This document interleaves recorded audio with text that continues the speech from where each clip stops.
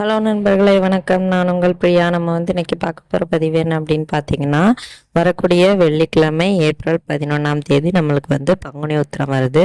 So முருகப்பெருமானுக்கு நம்ம முருகப்பெருமானோட கோவிலில் அபிஷேகத்திற்கு என்னென்ன பொருட்கள்லாம் வாங்கி கொடுத்தா என்னென்ன மாதிரியான நன்மைகள் கிடைக்குங்கிறத பற்றி நம்ம இந்த பதிவில் பார்க்கலாம். அன்னைக்கு பங்குனி உத்திரத்தன்னைக்கு நம்ம திருமண தடை, குழந்தை பாக்கியம், கணவன் மனைவி ஒற்றுமை, குடும்பத்தில் பிரச்சனை, அப்புறம் சொத்து சம்பந்தமான பிரச்சனை, இந்த மாதிரி எல்லா விதமான பிரச்சனைகளுக்கும் நீங்கள் தீபம் ஏற்றி வழிபாடு பண்ணீங்க அப்படின்னா கட்டாயமாக உங்கள் வேண்டுதல்கள் நிறைவேறும்.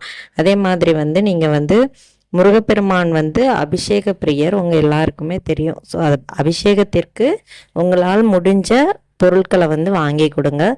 வசதி வாய்ப்புகள் அதிகமாக இருந்தது அப்படின்னா நம்ம சொல்லக்கூடிய எல்லா பொருட்களையும் நீங்கள் வாங்கி கொடுக்கலாம். இல்லை உங்களுக்கு என்ன விதமான பிரச்சனைகள் இருக்கோ அந்த பிரச்சனைகள் எந்த பொருட்களை வாங்கி கொடுத்தா தீருமோ அந்த மாதிரியான பொருட்களை நீங்கள் வாங்கி கொடுக்கலாம்.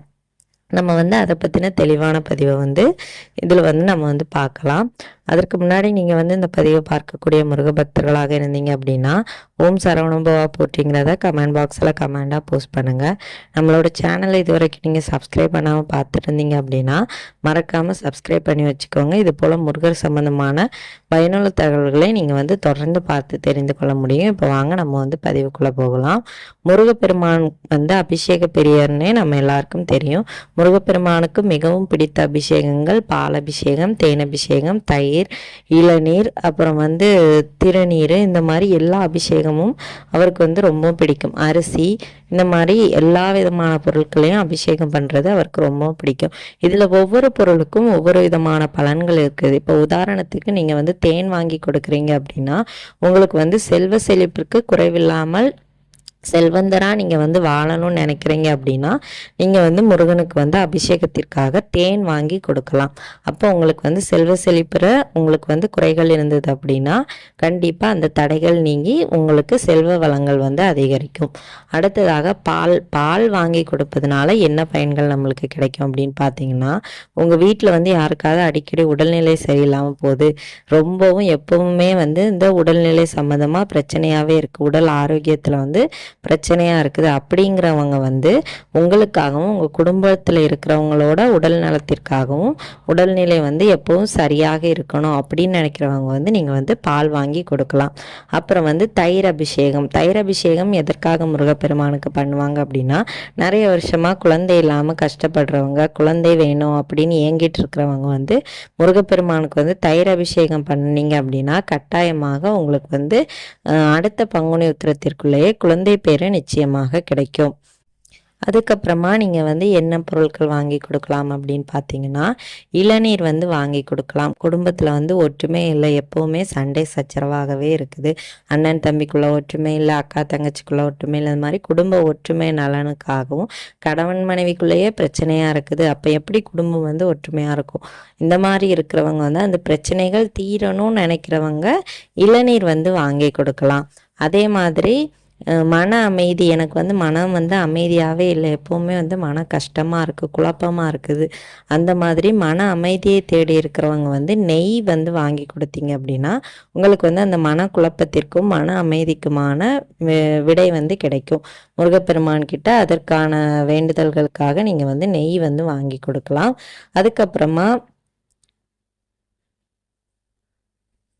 அதுக்கப்புறமா அரிசி மாவு யாரெல்லாம் வாங்கி கொடுக்கலாம் அப்படின்னு பார்த்தீங்கன்னா, கடன் பிரச்சனை அதிகமாக இருக்கிறவங்க அரிசி மாவு அபிஷேகத்திற்காக வாங்கி கொடுக்கலாம். அதுக்கு முன்னாடி நம்ம தேன் வாங்கி கொடுக்க சொல்லியிருந்தோம். அந்த தேன் நம்ம வாங்கி கொடுக்கும்போது நம்மளுக்கு இன்னொரு விஷயம் என்ன நடக்கும் அப்படின்னு பார்த்தீங்கன்னா, நம்மளுக்கு பிடித்தமான வாழ்க்கை, அந்த தேன் எவ்வளவு இனிமையான சுவையுடையதோ அந்த அளவுக்கு நம்மளோட வாழ்க்கையும் நம்மளுக்கு பிடித்த மாதிரி மாறுவதற்கு தேன் அபிஷேகத்திற்காக வாங்கி கொடுக்கணுமா. பன்னீர் அபிஷேகமும் நெய் அபிஷேகம் மாதிரி தான். மன அமைதிக்கும் உங்களால் வந்து ஒரு பிரச்சனைக்கான தீர்வை வந்து எளிமையாக ஒரு முடிவை வந்து எடுக்க முடியலை, மனசு வந்து அங்கே இங்கேயும் அலைப்பாஞ்சிட்டே இருக்குது அப்படிங்கிறவங்களுக்கு வந்து அந்த பன்னீர் வந்து வாங்கி கொடுத்தீங்க அப்படின்னா உங்கள் மனக்குழப்பத்திற்கான ஒரு விடை கிடைக்கும். உங்களுக்கு எந்த பிரச்சனையாக இருந்தாலும் நிலையாக இருந்து ஒரு முடிவெடுக்கிறதுக்குரிய ஒரு திறமை வந்து உங்களுக்கு வந்து கிடைக்கும். அப்படி நினைக்கிறவங்க வந்து பன்னீர் வந்து அபிஷேகத்திற்காக வாங்கி கொடுங்க. அதுக்கப்புறமா பஞ்சாமிர்தம், உங்களுக்கு வந்து பண கஷ்டமாக இருக்குது, பணம் வந்து எவ்வளோ வந்து வேலை செஞ்சாலும் கையிலே நிற்க மாட்டேங்குது அப்படிங்கிறவங்க வந்து இந்த பஞ்சாமிர்த அபிஷேகம் செஞ்சீங்க அப்படின்னா உங்களுக்கு வந்து 8 திக்கில் இருந்தும் பணம் வருவதற்கான வாய்ப்புகள் அதிகரிக்கும். பணம் வந்து கையில் வந்து நிற்கும்.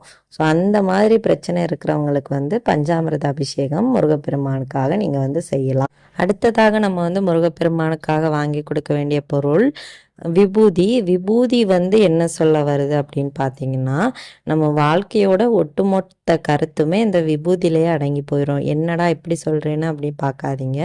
நம்ம வந்து வாழ்க்கையே தொடங்கும் போது நம்ம வந்து அந்த திருநீரை நெத்தியில் இட்டுட்டு தொடங்குவோம். ஆனால் வந்து கடைசியாக நம்மளோட வாழ்க்கை முடியும் போது நம்மளே ஒரு கைப்பிடி சாம்பலில் தான் அந்த நம்மளோட உயிரும் பிரியும், உடலும் பிரியும். அந்த அளவுக்கு அந்த விபூதி வந்து நம்மளோட கடைசி வரைக்கும் வரக்கூடியது. வாழ்க்கையில் வந்து என்னங்கிறத வந்து புரிய வைப்பதற்காக தான் இந்த விபூதி அபிஷேகம். நிறைய பேர் வந்து அவங்கிட்ட காசு இருக்குது என்கிட்ட இல்லை, அவங்கிட்ட பணம் இருக்குது என்கிட்ட இல்லை, அவங்கிட்ட சொத்து இருக்குது என்கிட்ட இல்லை, இந்த மாதிரி பேராசை பெருநஷ்டமாக வாழ்ந்துட்டு இருப்பாங்க. ஸோ அந்த மாதிரி பேராசையும் பெருநஷ்டமாக போகுங்கிறத உணர்த்துவதற்கான ஒரு சிறந்த அடையாளம் இந்த விபூதி. விபூதி வந்து எந்த அளவுக்கு நம்ம வந்து ஒன்றுமே இல்லைன்னு நினைக்கிறோமோ அந்த அளவுக்கு அதில் வந்து சக்திகள் அதிகமாக இருக்குது. மனுஷனோட வாழ்க்கை இவ்வளவு தான் நினச்சி வாழ்ந்தோம்னா நம்ம வந்து யாரையும் நினச்சி கவலையும் பட மாட்டோம், பொறாமையும் பட மாட்டோம், அடுத்தவங்கள நினச்சி அவன் நல்லா இருக்கான் நான் நல்லா இல்லைன்னு நினைக்கவும் மாட்டோம். அந்த ஒரு தத்துவத்தை உணர்த்துவது தான் இந்த விபூதி. அதே மாதிரி நீங்கள் வந்து நினச்சி வாழுங்க. நம்ம வாழ்க்கை நம்மளுக்கு பிடிச்ச மாதிரி வாழணும்னு நினச்சி வாழுங்க. முருகப்பெருமானோட அருள் வந்து எப்போவுமே உங்கள் நெத்தியில் இருக்கிற திருநீர் மாதிரி உங்கள் கூடையே ஒட்டியே இருக்கும். இந்த விபூதி அபிஷேகம் அந்த அளவுக்கு ஒரு பலன் வாய்ந்தது.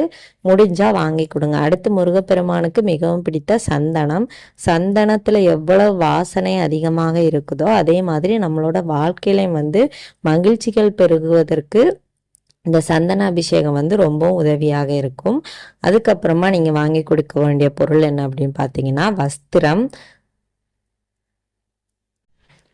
வஸ்திரம் வாங்கி கொடுங்க. என்னென்ன மாதிரியான வஸ்திரங்கள் எந்தெந்த தேவைகளுக்கு வாங்கி கொடுக்கலாம் அப்படின்னு பார்த்தீங்கன்னா, திருமண தடை இருக்கிறவங்க வந்து முருகப்பெருமானுக்கு வஸ்திரங்கள் வாங்கி கொடுத்தீங்க அப்படின்னா திருமண தடைகள் நீங்கி சீக்கிரமாக உங்களுக்கு வந்து திருமண பாக்கியம் வந்து கிடைக்கும்.